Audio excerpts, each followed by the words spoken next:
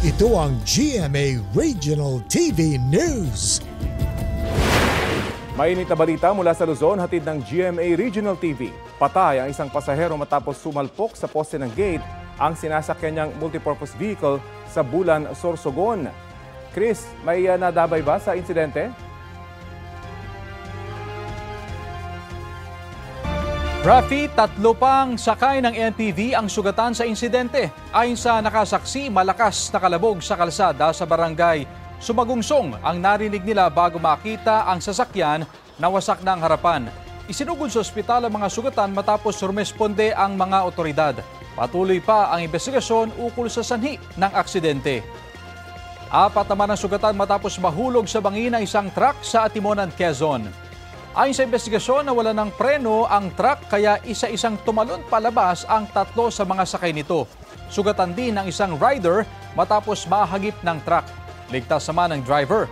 Patuloy pa ang investigasyon ng pulisya.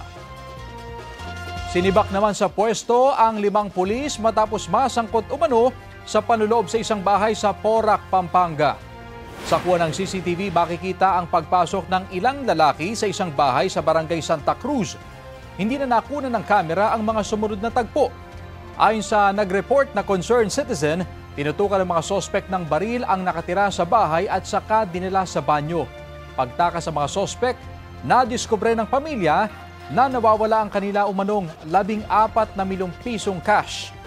Ayon sa direktor ng Regional Office 3, mula Angeles City Police ang 4 na pulis habang sa Zambales Provincial Police Office ang isa pa. Hindi muna sila pinangalanan habang gumugulong ang investigasyon sa reklamo. Wala silang pahayag. Ito ang GMA Regional TV News.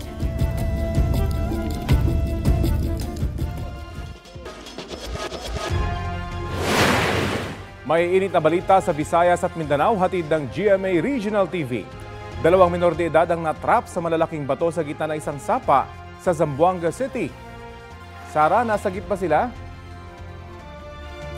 Rafi, na-rescue naman ng opisyal ng Barangay Bungyao ang 2 binatilyo. Malakas ang ragasan ng tubig sa sapa kung saan natrap ang 2. Habang nakakapit sa lubid na nakatali sa puno, sinuong ng isang barangay official ang ragasan ng tubig at binuhat isa-isa ang mga binatilyo.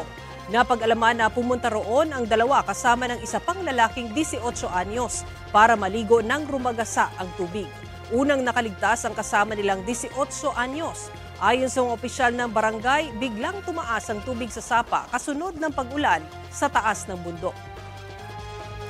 Binulabog ng sunog ang mga taga-barangay Dulho Fatima sa Cebu City.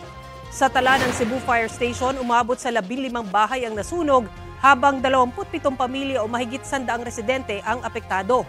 Ayon sa isang residente, nagsimula ang sunog sa bubong ng kanilang bahay matapos mahulog ang live wire mula sa kanilang kapitbahay.